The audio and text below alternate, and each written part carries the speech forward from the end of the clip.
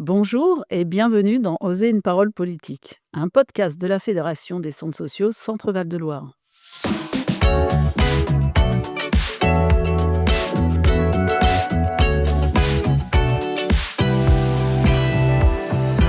Comment dépasser les craintes sur cette dimension politique? Comment créer des espaces pour penser, débattre et agir? Le réseau fédéré est une ressource pour dépasser ces obstacles. Bruno Guyard revient sur les séminaires organisés dans le réseau.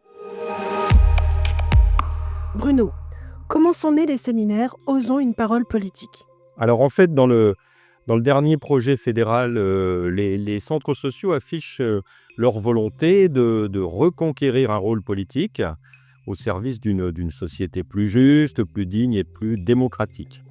Mais en même temps, on entend souvent dans les centres sociaux qu'on ne fait pas de politique, alors que paradoxalement, on affiche cette ambition de transformation sociale.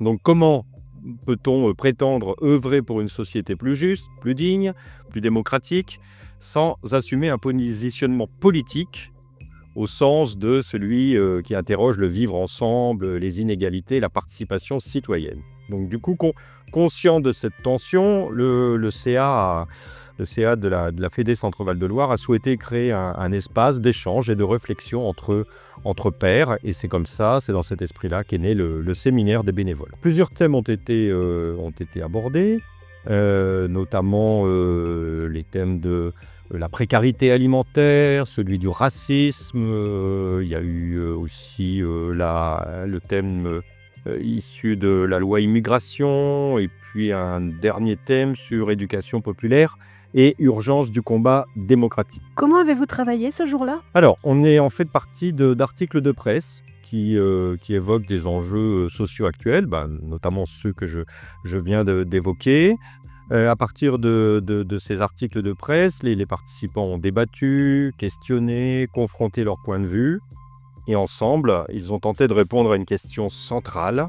Ces sujets nous concernent-ils en tant que centres sociaux? Et si oui, que disons-nous? Que faisons-nous? Qu'est-ce qui est ressorti de ce séminaire? En fait, les questions de discrimination, de racisme ne sont pas ressorties comme une urgence. Et du coup, la question qui se pose, c'est est-ce que la configuration des conseils d'administration est bien le reflet des problématiques rencontrées sur les territoires. Et est-ce que les membres des CA sont représentatifs de ces habitants? Parce que s'ils ne sont pas confrontés aux inégalités et aux discriminations vécues par les habitants, comment peuvent-ils réaliser l'importance de ces inégalités et de ces discriminations? En fait, on voit que les habitants sont partiellement représentés dans les conseils d'administration, mais en même temps, ils ne peuvent pas refléter l'intégralité des composantes d'une population.